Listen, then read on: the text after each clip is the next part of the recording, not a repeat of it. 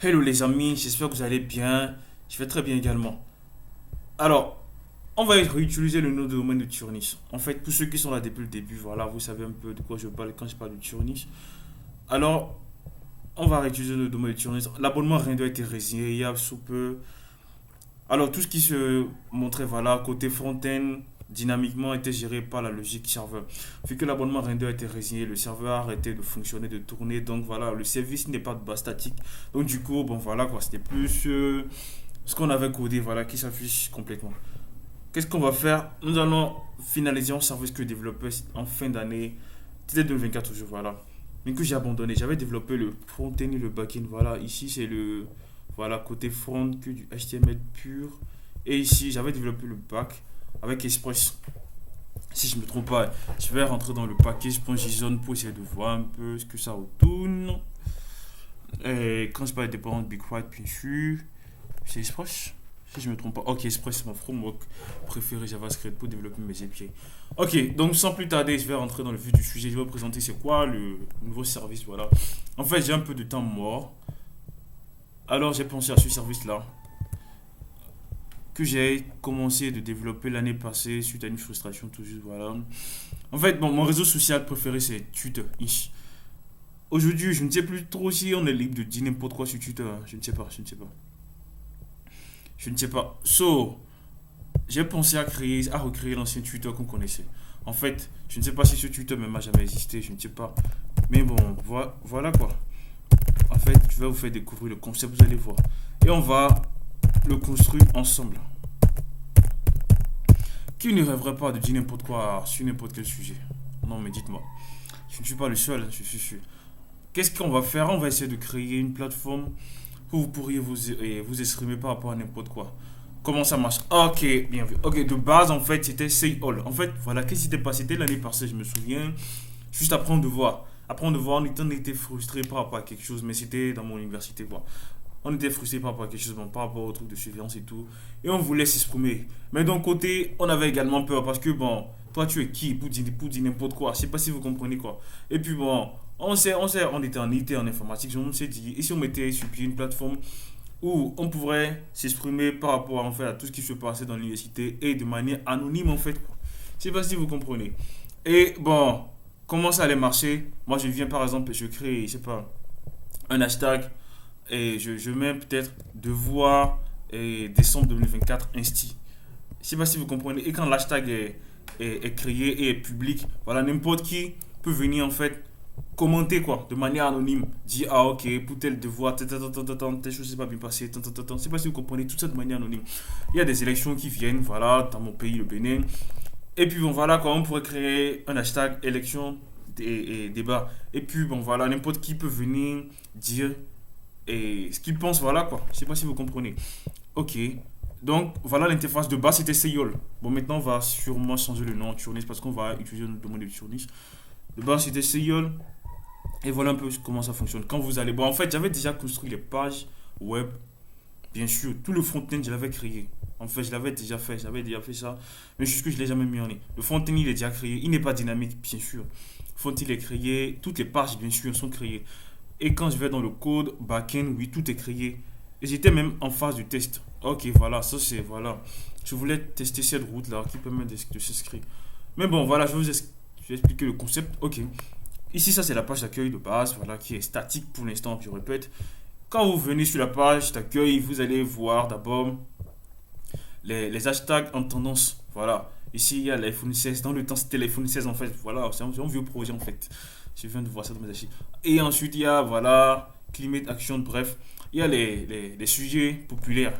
Et ensuite, il y a les dernières opinions. Ok, ici, je vais rentrer dans les. Bon, voilà quoi. Dans ce hashtag là, vous allez voir un peu comment ça se passe. Une page hashtag. Voilà, une page hashtag, voilà un peu comment ça se passe. Il y a l'hashtag ici. Voilà. Et il y a les quelques statistiques. Voilà. Et en bas ici, vous avez la possibilité de poster voilà ce que vous pensez par rapport à ce hashtag là.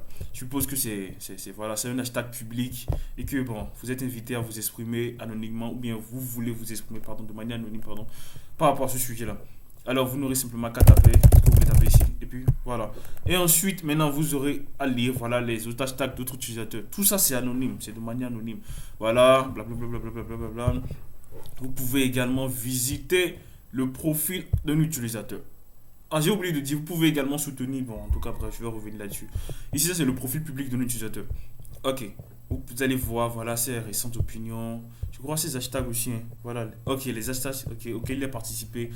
Et les hashtags, pardon, créés. Bon. Et ensuite, ses récentes activités, quelques notifs et tout.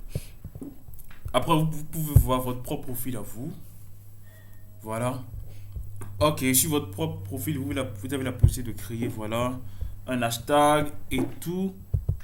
Et ensuite, il y a, comment on appelle ça? Vous pouvez voir les opinions qui ont été développées par rapport aux hashtags que vous avez publiés et tout. Ici, je vais voir mes opinions publiées. Ok, ici, je peux les supprimer ou les éditer, les modifier, quoi. Bon, voilà, j'espère que vous comprenez un peu comment ça marche. Ici, mais bon, voilà mes récentes activités. Un bref aperçu, en fait. Ici, vous pouvez voir. Et ça, c'est l'hashtag iPhone 16, hein. Ok. Bon, en fait, les pages sont statiques pour l'instant. Les pages sont absolument statiques. Donc, voilà un peu, en fait. Et ça va servir à beaucoup de choses. Bon, quand je prends mon cas, ce qui m'a incité à commencer, voilà, ce petit service-là. Et vous pouvez vous exprimer par rapport à n'importe quel sujet. Par exemple, il y a les élections dans votre pays, ou bien, je sais pas, ou bien, et je sais pas. Je dis n'importe quoi. Bon, voilà quoi. Vous pouvez créer un hashtag public ou bien une personnalité crée un hashtag public et vous avez la possibilité de vous inscrire. Tout ça de manière anonyme. Alors, les gens ont la possibilité en tant que, bon, je sais pas, en tant qu'entrepreneur, je peux essayer de créer un hashtag public par rapport à un produit que je vais lancer. Je sais pas, voilà. Apple peut créer un hashtag iPhone 17 ou bien iPhone 17 Pro Max. Je ne maîtrise pas trop les iPhones et recueillir les avis sincères et anonymes des gens, voilà quoi, pour voir un peu comment ça marche et puis voilà, pour savoir vraiment concrètement comment ça se passe et tout. Ok, en fait, l'inscription est anonyme, vous n'aurez pas à vous dévoiler, même pas votre email. Si vous entrez votre email, c'est que c'est volontaire et en plus, l'email ici est optionnel. Vous aurez à choisir un nom d'utilisateur qui sera unique, à créer un mot de passe. Ici, en fait, l'option email est optionnelle, optionnelle. Et vous pouvez également continuer la navigation, voilà, en tant qu'invité quoi. Donc, vous pouvez continuer rejoindre, faites tout en tant qu'invité et tout ça de manière anonyme. Voilà. Et donc, c'est un peu ça. Ok, ici, je vais faire un tour dans le côté back-end. Pour le côté back-end, en fait, j'avais utilisé Express. Bon, ça, c'est technique, hein. Bon, c'est pas pour tout le monde, mais bon, voilà. Juste pour vous montrer, en fait, tout quoi. Les sous-couches et tout. Tout ce qu'il y a sous la capote. En fait, il y a. J'avais utilisé Express, voilà. Et comme techno, j'avais utilisé WebSocket. Non, Socket.io, si je ne me trompe pas. Oh, le package JSON, c'est ça. Socket.io qui est quelque part ici. C'est où là? J'ai pas mis mes ouais. Euh... Ok, c'est bon. Socket.io. Ok, c'est ça, c'est ça. Ouais, Socket.io, il y avait, c'est pas, voilà, une dépendance qui allait me permettre de limiter, voilà, les chutes et tout. Bon, aujourd'hui, bon, moi, mon service préféré, c'est Render pour héberger mes API backend. Aujourd'hui, voilà, j'ai du souci avec Render parce que, bon, mon dernier service a échoué, puis bon, voilà. Donc je ne sais pas si je vais continuer avec ça, mais tout est déjà, en fait, tout le code il est déjà là. Je vais essayer de naviguer un peu dedans. Est-ce que je devais mettre tout ça dans la vidéo? Mais bon, bref, ok, bon. Bon, les gars, je vais vous faire un retour dans pas longtemps. Dites-moi d'abord ce que vous pensez du concept, si ça vous intéresse. Et puis, bon, voilà quoi. Si vous avez des suggestions et tout, on se check à la prochaine. Je vais vous informer de tout. De comment, voilà, si je dois adopter les technos utilisés aujourd'hui, mais si je dois également penser à utiliser d'autres technos et tout. Alors, merci de rester jusqu'à la fin de la vidéo. N'oubliez surtout pas de me dire ce que vous pensez, voilà, du concept. Si vous avez des avis, ils sont les bienvenus. Merci et peace out.